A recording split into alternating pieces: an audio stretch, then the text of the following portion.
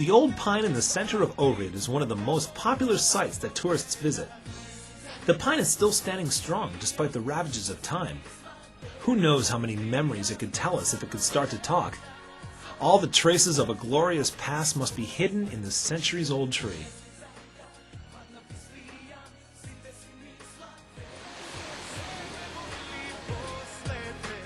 Ohrid is a city on the eastern shore of Lake Ohrid, in the Republic of Macedonia. It has about 55,700 inhabitants, and the city is rich in picturesque houses and monuments, and tourism is predominant.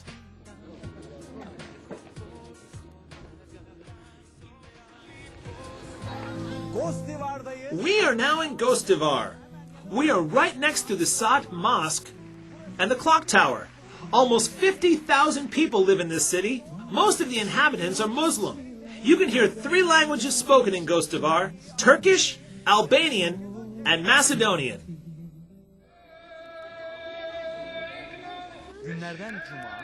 Today is Friday, and the mosque is full of people who have come for the Friday prayer. They're listening to the sermon in silence, and the tranquility of the atmosphere is reflected in the faces of the members of the congregation.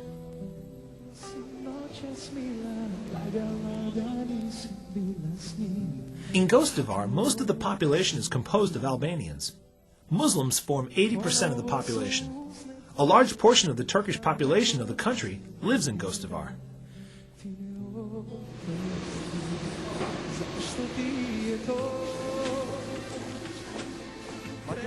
Turks and Albanians show a special effort to maintain their traditions. Here are the traditional clothes. Nice, aren't they? Now, what's your name? Tarık is making these clothes. They look so beautiful. Now, most of them are handmade, but I think you benefit from the help of a sewing machine, don't you, Tarık? Now, Tarık tells me that they cost between $300 and $400, but there are some clothes which cost about $1,000. The traditions here are a bit different as well. For example, this dress is worn on top of the bridal dress. And those who will escort the bride are supposed to wear a different type of dress. The bride's friends wear this type of dress.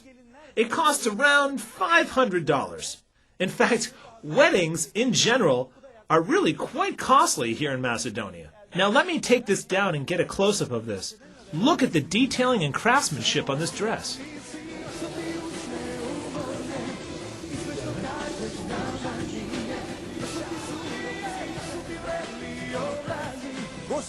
We've just spotted a cradle in front of a shop. It's a normal cradle. It swings really well. Watch this. Notice the evenness of the whole swing.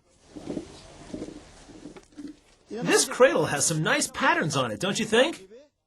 I think we should enter the shop and learn more about these old-style cradles which were once used in the past. We'll set it right there. All right.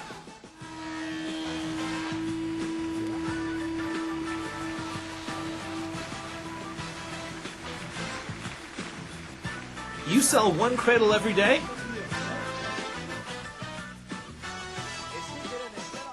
Traditions are still preserved very well in Gostivar. For instance, they still use cradles. Quite interesting.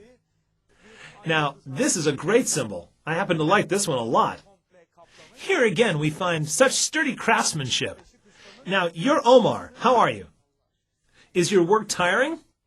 He says it's tiring because Omar makes 3 cradles a day, and at least one of them is sold every day. He sells about 25 to 30 cradles a month, right? And he informs us that 75% of these cradles are sold abroad.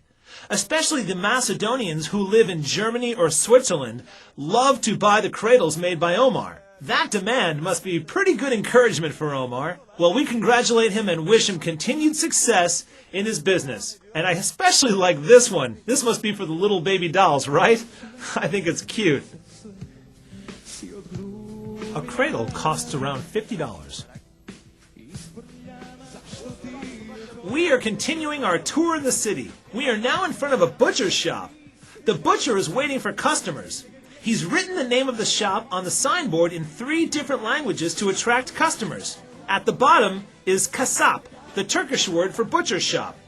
In the middle is Mekap, which is in Macedonian, and at the top is Mishtor, which is in Albanian. He hopes to have customers who speak these three languages come and buy his meat. Indeed, all the shops have their signboards written in three languages: Albanian, Macedonian, and Turkish. The mirror to the world. Ina will be with you again soon. Don't go away, because we'll be right back.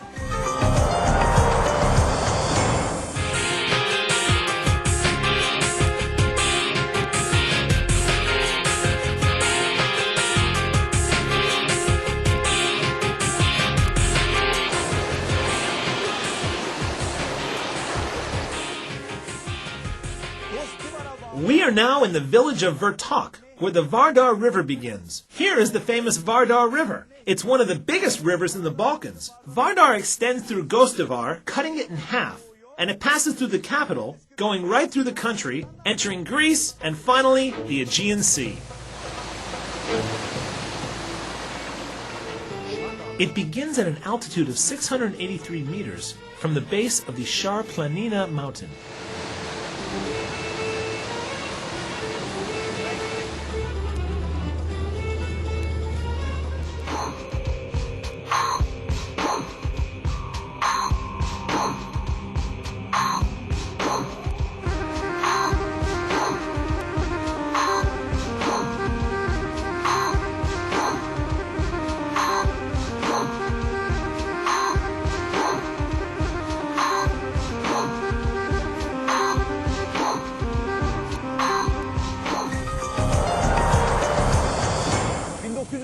A former constituent republic of Yugoslavia, Macedonia declared its independence in November of 1991. It has an area of 25,713 square kilometers. It's bounded on the north by Serbia, on the east by Bulgaria, on the south by Greece, and on the west by Albania. It's completely landlocked.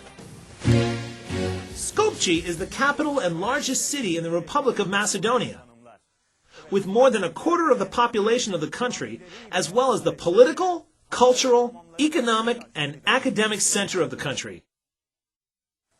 It was known from the Roman period on under the name Skupi.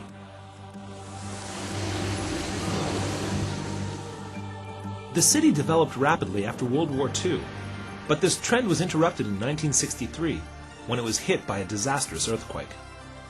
Today, Skopje is a modern city with a range of cultural monuments. The traces of the Ottomans are also visible in Skopje. When they entered the city in the 14th century, they didn't damage any of its original structures. Rather, they built bridges, bazaars, fountains, inns, baths, and mansions, as well as beautiful mosques.